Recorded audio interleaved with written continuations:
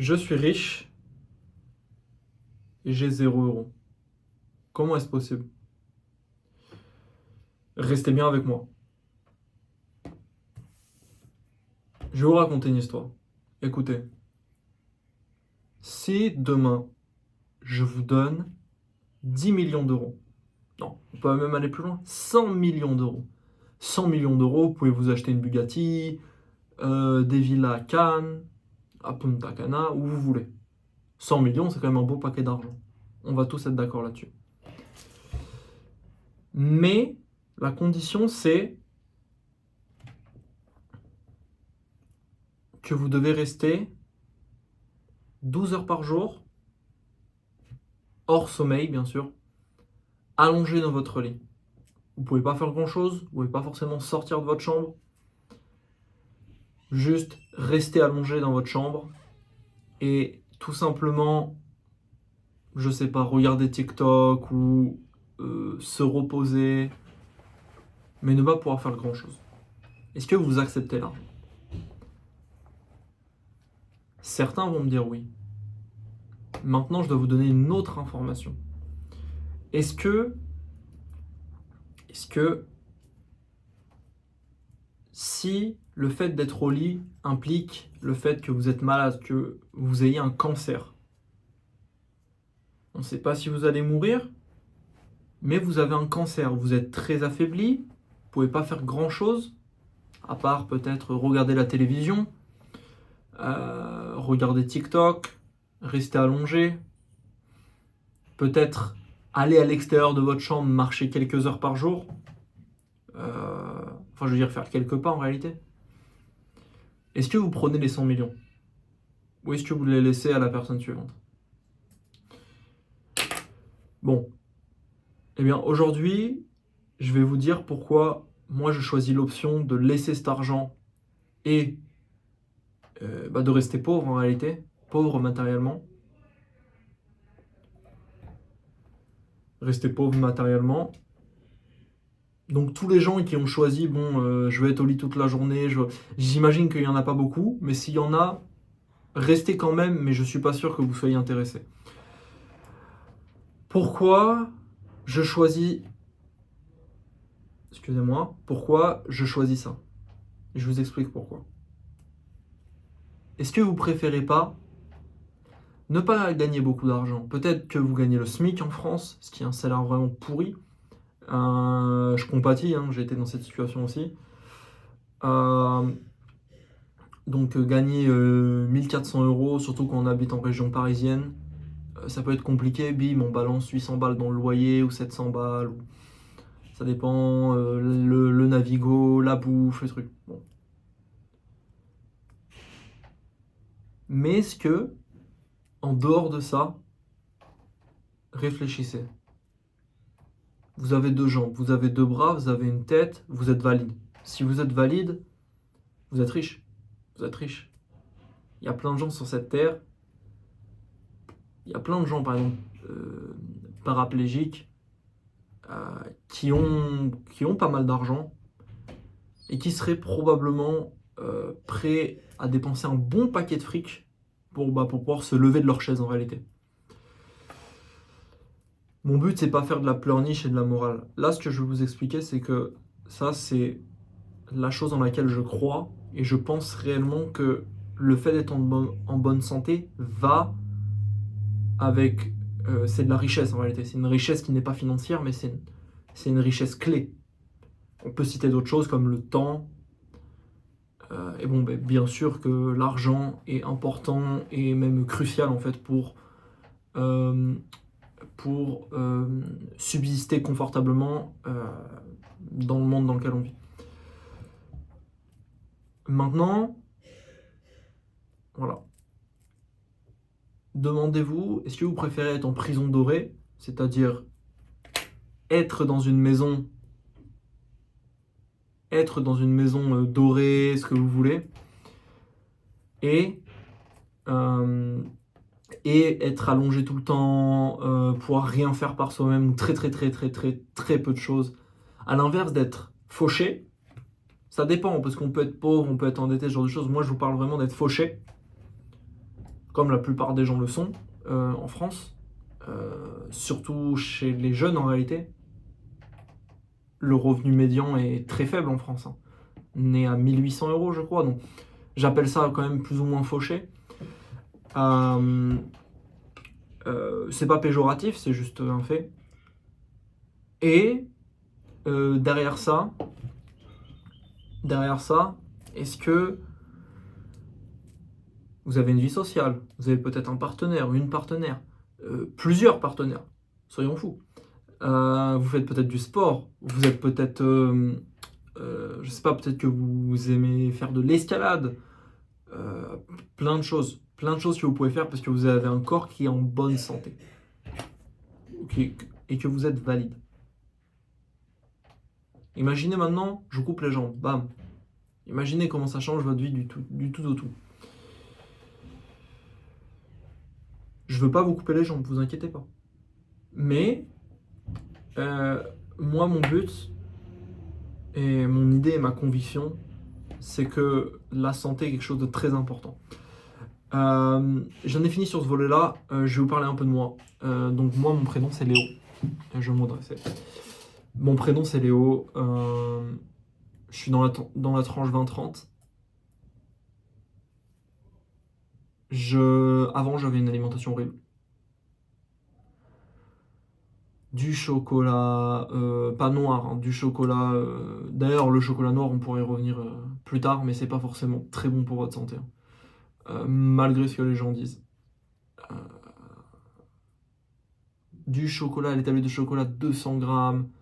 Bam, m'enfiler ça, les gros paquets de chips. Vraiment une alimentation. McDo presque tous les jours. Ou des KFC, ou des. Vraiment une nutrition, une alimentation qui est très pauvre en nutriments, ce qu'on veut. Des fois, je sautais des repas pendant une journée. Après, je mangeais énormément. J'étais très souvent. En fait, je mangeais pas suffisamment de calories. Même si ça peut être à vérifier, mais c'est un peu une spirale, parce que si on mange pas beaucoup de calories et qu'on n'a pas forcément un appétit de monstre et qu'on mange pas forcément à heure fixe, qu'on travaille pas forcément à heure fixe, tout ça, c'est des facteurs qui vont créer des problèmes alimentaires. Alors, je suis pas en train de parler que c'est des problèmes qui sont irréversibles, mais ça peut être des problèmes. Et le problème, pour le coup, c'est que ça peut influer la santé mentale, la santé physique. Et si demain vous avez un cancer parce que vous avez mangé n'importe comment pendant les 5 dernières années, et c'est pas terrible quoi. Le mieux ce serait quand même de l'éviter. Surtout si vous êtes jeune, comme moi. Donc, pourquoi je fais cette vidéo? Parce que tout simplement, je veux faire un channel, je veux faire une chaîne YouTube et plus pas un mouvement, mais voilà quoi, être actif, moi, sur les réseaux sociaux et pouvoir donner du conseil en nutrition et tout ce qui peut s'accrocher autour, mais avec un focus un peu sur la nutrition et sur le pratique.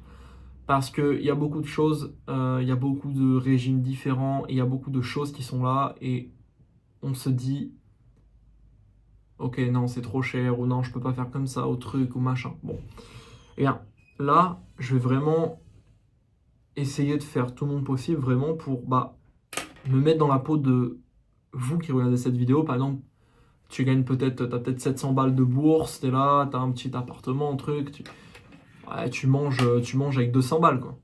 Tu manges avec 200 balles. J'ai essayé de faire du mieux que je peux pour vous aider, en fait, tout simplement à... Alors, je prétends pas être un nutritionniste, je suis ni nutritionniste, je suis pas docteur, donc tous les conseils que je vais donner vont être à titre informatif et je vous conseille de croiser les informations, ainsi que ne pas prendre mes conseils pour parole d'évangile. Voilà. Donc, si vous voulez avoir des informations sur la nutrition, sur ce genre de choses, abonnez-vous, likez, commentaire, et vous me dites qu'est-ce que vous voulez que j'aborde, parce que c'est le début de ce channel.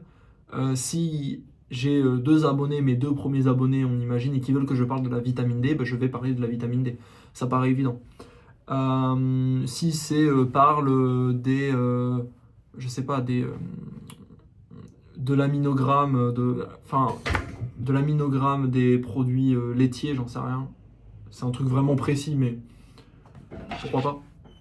Eh bien, je vous fais une vidéo sur ce sujet.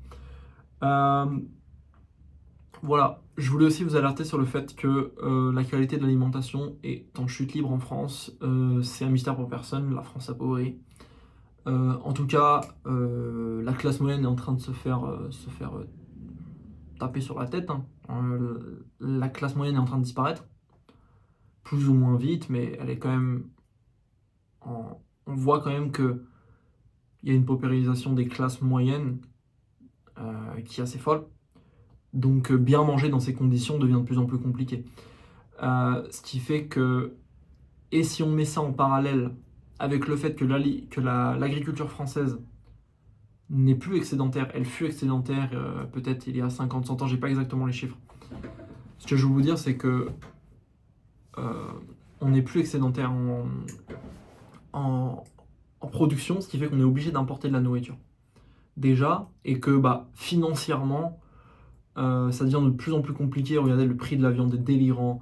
Tous les prix augmentent. Donc, si tous les prix augmentent, on est obligé de rogner sur ce qu'on peut. C'est-à-dire que on peut rogner, au lieu de manger un steak tous les jours, ben, on va manger un steak par semaine.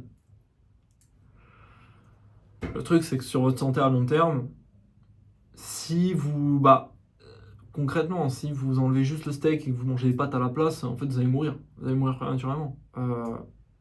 Peut-être pas mourir, j'exagère, mais ça va vraiment, vraiment, vraiment influer sur votre santé à court, moyen et long terme. C'est évident. Il y a moyen de faire des adaptations malines et nutritionnellement ok, mais bon, la plupart des gens n'ont pas la connaissance et le temps nécessaire en fait à allouer à regarder c'est quel macro, quel truc exactement qu'il y a dans le steak que je mangeais auparavant. Ah oui, il faut que je change avec ça, il faut que je rajoute ça. C'est compliqué, la nutrition est un domaine extrêmement compliqué. L'idée, c'est quand même de vous aider à vous donner des pistes, vous donner des idées concrètes pour améliorer sans non plus trop dépenser ou au contraire réduire le budget sans trop niquer la qualité de votre alimentation. Donc voilà. Voilà. Vous avez bien vu qu'avec le fait qu'on soit plus excédentaire aussi, ça fait qu'on importe de la nourriture. Mais la nourriture, elle vient d'où? Elle a été faite dans quelles conditions? Ça, c'est la grande question. Vous savez qu'il n'y a pas de droit de douane avec l'UE. Qu'est-ce que ça crée? Alors, ça crée beaucoup de prospérité économique pour les gens qui sont dans des circuits-là. Par exemple, le mec qui va vendre certains fermiers sont littéralement devenus multimillionnaires avec ça, on le sait tous, c'est évident. Par contre, ça crée une autre conséquence, et c'est pas forcément lié, mais là, dans ce cas précis, c'est lié. C'est que si on regarde les agriculteurs français, ils ont de plus en plus de réglementations. Le pouvoir d'achat du français est en train de se faire rétamer. Et à côté, on a des options moins chères qui arrivent. Qu'est-ce qui se passe? Les gens vont vers les options moins chères. Pourquoi? Parce qu'ils n'ont pas le choix. Parce que ils n'ont pas assez d'argent pour, ou pas la connaissance ou quoi, mais que money matters. Le prix, excusez-moi pour l'anglicisme, mais le prix compte, quoi. On n'est pas là pour... Bon, pareil, là, vous voyez bien que il pousse le Mercosur, que le Mercosur va sûrement être signé, et là, pour le coup, autant, peut-être que le prix de la viande va baisser, ce qui peut être positif, par contre, la qualité de la viande va baisser énormément. C'est évident. Donc autrefois, on pouvait faire vraiment confiance à l'alimentation en France, peut-être il y a 50, il y a 100 ans. L'alimentation française était d'excellente qualité, on n'utilisait pas autant de produits phytosanitaires que maintenant. Mais ça vient avec un double tranchant. Le truc, c'est que les agriculteurs français sont obligés en fait, de faire du bio ou ou d'aller vraiment sur des segments de marché qui sont peut-être haut de gamme en réalité, pour gagner leur beurre, tandis que le bas de gamme vient de l'étranger et est produit de bien pire, d'une manière bien moins soucieuse de notre santé, des répercussions long terme, ce genre de choses, que si ça avait suivi en fait tout le cahier des charges et la réglementation française. Voilà. Donc sur ce sujet-là, allez en bas dans les commentaires. Vous m'écrivez tout ce que vous voulez savoir. Si vous avez des questions, des interrogations, même des critiques. Ok, change ça, change ça. Je m'excuse pour le décor. J'ai pas forcément d'autres décors où tourner. Je m'excuse pour la luminosité aussi. J'ai pas le matos actuellement. Ça arrive, vous inquiétez pas. Et voilà. C'est tout ce que je voulais vous dire. Donc, si tu préfères être en bonne santé que avoir des millions, eh bien, tu, tu viens dans les commentaires, tu viens dans les commentaires, t'écris, tu t'abonnes, reste sur ce channel. Si ça t'intéresse pas vraiment, écoute, tu peux passer ton chemin, mais tu peux rester quand même si tu as envie d'apprendre des trucs. Voilà. Donc je vous souhaite une excellente après-midi. Chez moi c'est l'après-midi. Et on se revoit dans quelques jours. Je sais pas quand exactement, mais dans quelques temps. Et voilà. Bonne journée à vous.